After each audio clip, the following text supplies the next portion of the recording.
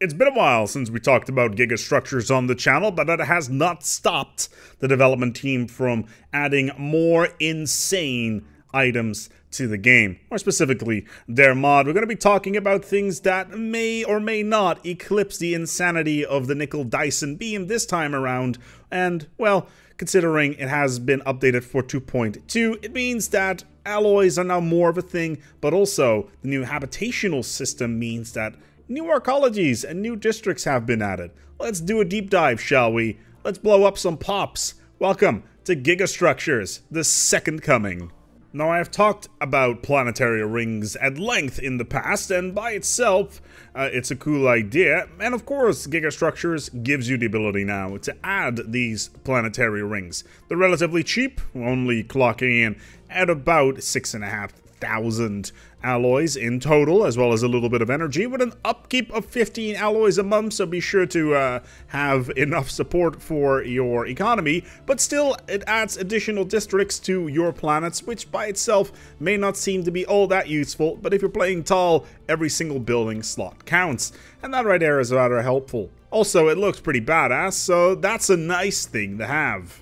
Have you ever thought by yourself, you know what, those gas giants that are just sitting around, I could build an orchid complex around it and generate basically infinite food, but there's only so much food that you need, and, well, those gas giants are just hanging out there, and you could use those for something a little bit more practical.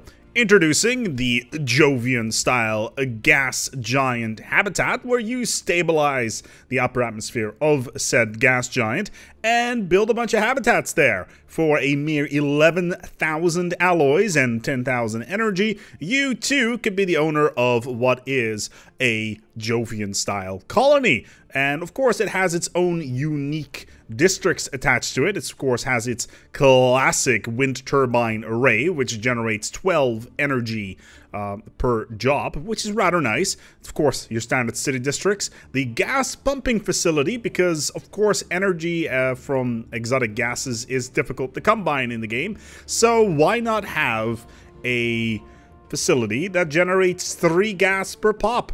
That right there is a little bit excessive, and I love it regardless. But, of course, research can be done here as well, with 12 research being done for every single job available. And that right there is nice. Of course, the size of these colonies is huge as well, with up to 35 districts available. So if you need a place to live, the gas giant habitat is definitely a place to go.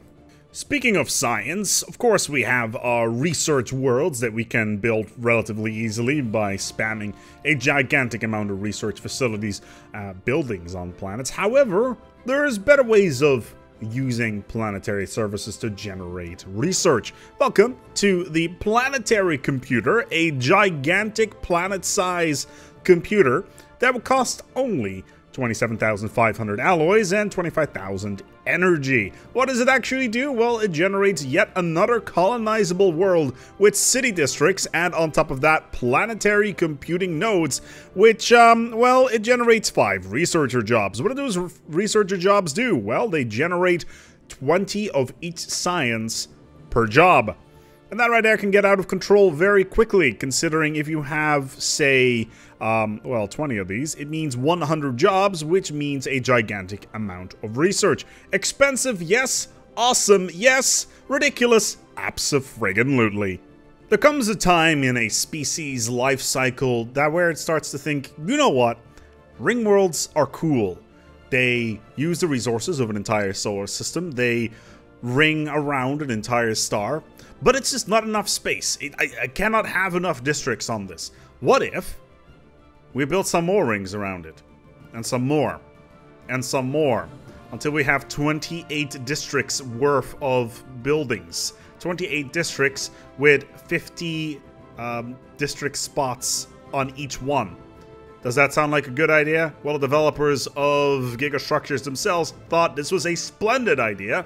Welcome to the gargantuan, gigantic, and normal Ringworld Design. My god, this is complete and utter insanity, because not only is this going to be a nightmare to navigate from a menu point of view, it is just completely and totally ridiculous.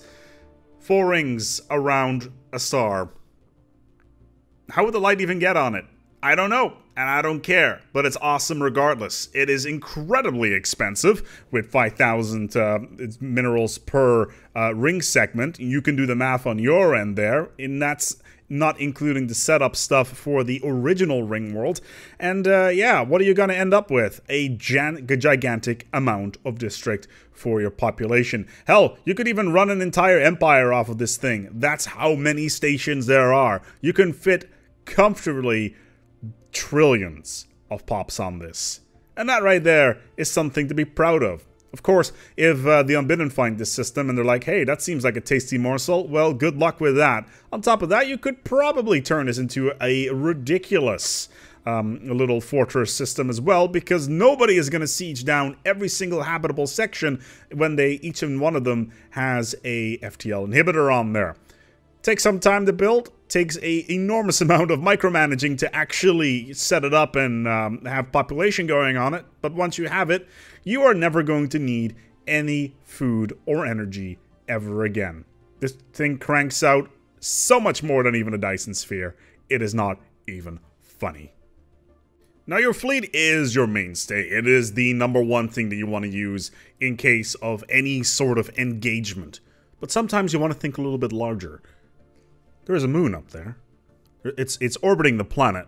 What if we strap a giant gun with thrusters on that moon and use it that way? Introducing the Attack Moon. The Attack Moon has a Omega Annihilation Lance doing 65,000 damage per pop, as well as the Joys of Lunar Missile Batteries, which by themselves also do between 2,500 and 3,500 damage. It moves incredibly slow, but the sheer amount of firepower is enough to take on pretty much any engagement, and as a siege weapon, it's pretty much unstoppable. All you gotta do is mess with the gravitational pull of a planet. But sometimes you think by yourself, you know what? That's cool and all, but we could go bigger. We could go larger.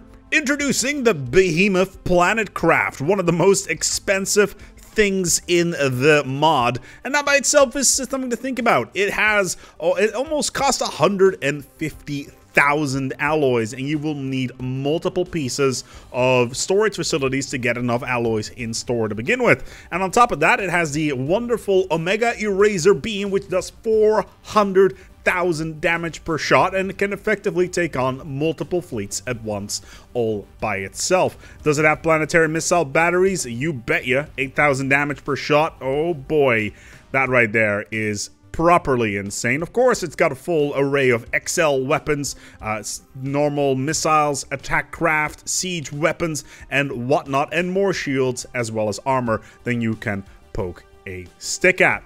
Put a jump drive on there and it can go anywhere and effectively destroy anything nearby. And that for, like I said, for a mere 150,000 alloys, it is so cheap for, well, getting almost 50,000 damage per tick out. Give it a bit of a thought. This right here is a nice little addition to your fleet. Now, the main problem with building all of these mega structures is getting enough alloys in order to actually build them, especially the nickel Dyson beam, the planetary behemoth craft are incredibly expensive, and generating enough alloys on planets is going to be a bit of a challenge. Therefore, introducing something wonderful, the Nidaveliir Hyperforge. The Nidaveliir is exactly what it says written on the side of it. It is a giant forge that generates 2,000 alloys per tick, and that's basically per month in this particular scenario. And on top of that, it also generates a very special type of neutronium, which is the cyber neutronium crystal steel, and every one of these units allows you to build something special on your ships. A brand new weapon that by itself does not seem to be all that impressive, but the Ragnarok lightning cannon does do 7,500 damage per shot, costs 90 of this special neutronium steel, and on top of that, well, you can just put it on Titans. And that right there is nice. You can put it on a planet craft if you want, but it doesn't seem all that effective. It's effectively a replacement for the Perdition Beam, and that right there is something you want to keep in mind. Not only does it have 100% accuracy, it has terrible tracking, but 100 range, and the average damage per tick is about 10,000. Let's have that sink in. Considering it has a cooldown of 0.5, that means you can shoot it twice per day. You put this bad boy on a Titan, it will annihilate everything. Just to put that into perspective, the Perdition Beam Ion Cannon has a cooldown of 21. That means you can shoot it every 21 days. This thing shoots so many times more, twice a day instead of every 30 days. That is absolute insanity, and you want it. And all you can do to get it is build yourself a Nidaveliir, because you want it. It's relatively cheap. You gotta need it in order to build all these gigantic gigastructures.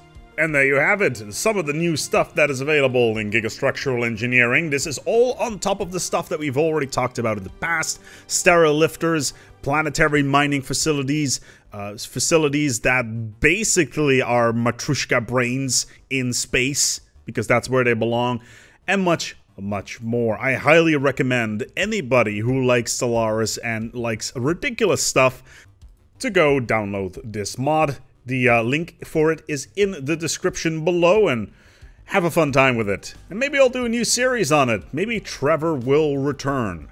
Gigastructural Engineering and more is here. I love it. It's completely insane and just utterly delightful. Thank you so much for watching, and until next time, take good care of yourselves and, as always, each other.